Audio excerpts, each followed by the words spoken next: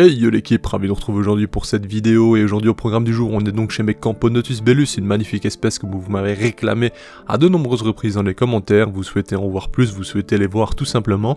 C'est une espèce qui vous plaît énormément et par conséquent j'ai décidé de vous en faire une vidéo. Alors comme vous le voyez ça évolue plutôt bien, même si l'aire de chasse mériterait un petit état, enfin un petit clean tout simplement. Comme on remarque pour l'instant c'est un peu cracra, on voit surtout en fait qu'il y a du liquide qui a coulé un minimum dans le sable et par conséquent celui-ci est durci et pas forcément propre quoi. Donc bon là aucun problème, il n'y a aucun développement d'acarien, mais ça pourrait être le cas dans ce genre de situation. Comme vous le voyez, ma colonie se porte plutôt bien, pour rappel, on se souvient, ça vient de chez Anton Top, la boutique polonaise, j'avais reçu celle-ci avec donc 3 reines et 9 ouvrières, on avait malheureusement reçu la fondation parasitée, nous avions donc des acariens dissuceurs, que nous avions traité par la suite lors d'une vidéo, justement, je vous avais fait une vidéo pour vous montrer comment j'avais procédé, à l'aide du Taurus, donc des acariens chasseurs d'acariens, bref, pour leur petite histoire, le petit rappel, on est parti donc de ces 3 reines, ces 9 ouvrières et un traitement d'entrée. Par la suite, elles ont repris vigueur, elles ont pondi correctement, j'ai trouvé des paramètres qui sont peut-être pas optimaux, on ne sait pas, franchement, je ne sais pas sur quoi me baser exactement. Ce que je peux dire, c'est que ça se développe plutôt bien, donc j'imagine que c'est plutôt correct, pardon. Il est possible en fait que, en chauffant plus, en amenant peut-être plus d'humidité, ou ce genre de choses, ça se trouve, ça irait encore plus vite, je ne sais pas. Bon, maintenant, ça fait pratiquement un an, ou voire un an qu'on les a, ça évolue très bien, franchement, j'ai pas à me plaindre, on a plus de 100 ouvrières, ça se trouve, on en a même 150, parce qu'elles sont tellement, et c'est, au final, regardez, c'est petit, donc franchement, ça va très très vite.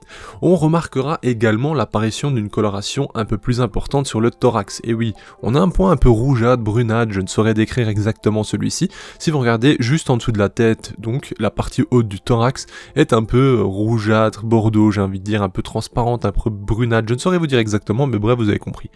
Pour le reste, on a cette bicolorité qui est plutôt sympathique sur les ouvrières comme sur les majors et reines, qui est donc du blanc un peu nacré et du noir tout simplement. Vous voyez que sous le gastre, là on remarque que les ouvrières ont également ces traits.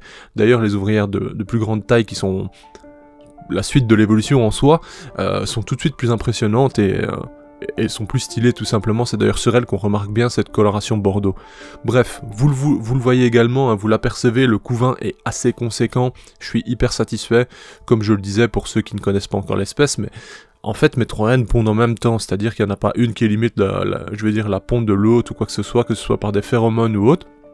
Donc effectivement, quand elles s'y mettent, ça y va. Là, de toute façon, vous l'apercevez, vous le verrez un peu mieux plus tard, mais le couvain est vraiment, vraiment conséquent. Pourquoi je ne change pas de setup actuellement? Figurez-vous que, malgré qu'elles soient très nombreuses dans ce petit tube, elles se sentent bien en fait. C'est confortable pour elles, c'est la sécurité. Vous remarquerez que j'ai laissé également leur petit tube de transit entre justement le tube où elles résident et l'aire de chasse, parce qu'elles ont ce sentiment de sécurité en y plaçant du coton pour réduire l'entrée, et par conséquent je n'ai pas envie de bouleverser leurs habitudes tant que cela fonctionne. Elles ont un second tube qui est maintenant devenu sec, elles ne vivent pas dedans donc il n'y a plus du tout d'humidité. Je vais remplacer celui-ci et les rendre humides. On verra si elles se déplacent dans le second, ça voudra dire qu'elles ont quand même besoin de plus d'humidité qu'elles n'en ont actuellement. Cependant, vu qu'elles sont très nombreuses, il y a une sorte de... Vous savez, vous, en tant qu'être humain, on transpire, etc. C'est naturel, on libère donc de l'eau et d'autres choses. En fait, les fourmis, c'est un peu pareil. Lorsqu'elles consomment des substances, etc., du liquide ou autre, elles ont aussi cette condensation qui se crée. Alors, c'est pas vraiment le terme, la condensation, mais c'est pour imager un peu les gouttes que vous voyez en général sur les surfaces. Mais c'est à peu près la même chose. Elles ont ce petit rejet avec la chaleur en soi qui génère l'hygrométrie. Donc quand votre colonie est plus grande, forcément, par moment, vous n'avez plus besoin d'humidifier de la même façon que lorsque vous avez 15 ouvrières. Bref. Ici, vous remarquez plutôt bien ce tas de couvain qui est sous ce grand nombre d'ouvrières. Alors maintenant, vous voyez aussi que dans le fond, proche du coton, on a beaucoup plus de grandes larves. Donc de ce côté, j'imagine qu'on aura plus du média major. Et pour le reste, ça s'étale un peu. Ce qui est marrant, c'est que vers l'aire de chasse, on a des grandes larves, vers la réserve, on a des grandes larves également, et au milieu, c'est tout ce qui est cocon et ponte récente. Donc bon, allez savoir pourquoi, je pense que c'est un peu mystérieux. Mis à part ça, c'est vraiment une très très jolie espèce. Alors, il y a toujours un sujet dont on parlait, est-ce que ce sont vraiment des Camponotus? Ça c'est la question. La première identification qui a été faite, elles ont eu plein de noms avant, notamment même jusqu'à Formica, donc imaginez un peu, mais à l'époque il y a beaucoup d'espèces qui étaient notées comme Formica et puis qui ont très vite changé, mais bref. Là, ce qu'on remarque, c'est que les Camponotus bellus ont une tête qui pourrait nous faire penser justement à d'autres espèces, des espèces qui nichent dans le bois notamment, si vous voyez ce dont je veux parler. Mais franchement, voilà, on verra plus tard, peut-être qu'il y aura d'autres analyses scientifiques, d'autres recherches plus poussées dessus, on aura peut-être un autre nom. Bon, ça franchement, peu m'importe, à vrai dire. Vous voyez, le dessous du gastre est quand même très stylé. Bien entendu, on a ces rayures qui sont plus poussées, plus marquées lorsque elles ont un gastre plus rempli, hein, tout simplement, lorsqu'elles ont bien mangé à la cantine. Je trouve ça super sympa en fait. Alors, c'est une espèce qui n'est pas spécialement grande, hein. Je tenais à vous le dire, enfin vous le savez pour la grande majorité, mais pour ceux qui ne la connaissent pas encore, c'est une espèce où la reine fait 1 cm, 9 mm plus ou moins, ça dépend, où les majors sont sur du 7-8 mm, où les ouvrières sont sur du 4-5 mm, ça varie un peu, ça dépend lesquelles, bon il y a un polymorphisme dans la colonie.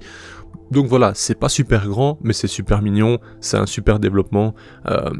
Plus tard, on pourra faire un setup hyper stylé, comme je vous ai dit, hein, je vous ai déjà un peu avancé mes idées, mais l'idée c'est de leur créer une sorte d'aire de chasse en fait, où elles vivront directement à l'intérieur de sortes de coquilles, un peu comme si on prenait des noix ou d'autres coques de fruits ou n'importe quoi, et donc je vais percer celle-ci au préalable, je collerai ces noix justement contre les surfaces en verre qui serviront tout simplement pour nous permettre de les voir donc, et on essaiera de faire une sorte de cordage pour permettre de relier en fait les différents nids, parce que j'aimerais mettre comme ça contre la surface 4 ou 5 petites boules de ce style, avec juste un trou d'entrée et l'autre partie qui est visible par l'arrière, donc qui nous permettra d'observer chacune d'entre elles.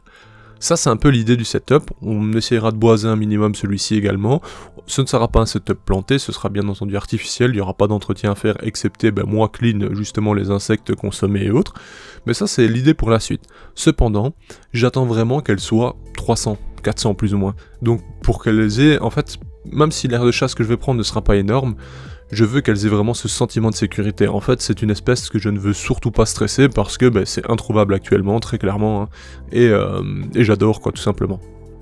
Donc là, l'idée c'est changer l'autre tube, leur faire le même style pour aller dans l'aire de chasse et essayer de voir un peu si elles déménagent en partie ou si elles commencent à vivre dans les deux tubes. Vous voyez l'idée ? J'aimerais qu'elles prennent position dans le second tube, et après ce sera de nouveau de la patience, on les laissera évoluer jusqu'à 200, 300, 400 ouvrières, bref, et on verra à ce moment-là. Franchement, je suis vraiment ravi. Beaucoup de boutiques m'ont dit qu'ils essaieraient d'en avoir, et que, bon voilà, ça arriverait. Mais bon, c'est compliqué, donc si tôt ou tard j'ai une information, je vous le dirai tout de suite, et à ce moment-là, vous verrez si vous prenez ou non, bien entendu. Sur ce, on arrive tout doucement vers la fin de cette vidéo, j'espère en tout cas qu'elle vous a plu. Si c'est le cas, n'oubliez pas un commentaire, un like, un partage, bref, tout ce que vous pouvez faire pour que la chaîne évolue encore, qu'on capte plus de monde et qu'on soit une plus grande communauté tout simplement. Je vous remercie d'avance. Bye l'équipe. Hey, si toi aussi tu as apprécié la vidéo, n'oublie pas de t'abonner, de laisser un like, voire un commentaire, ou même de nous suivre sur les réseaux. Merci et à bientôt l'équipe.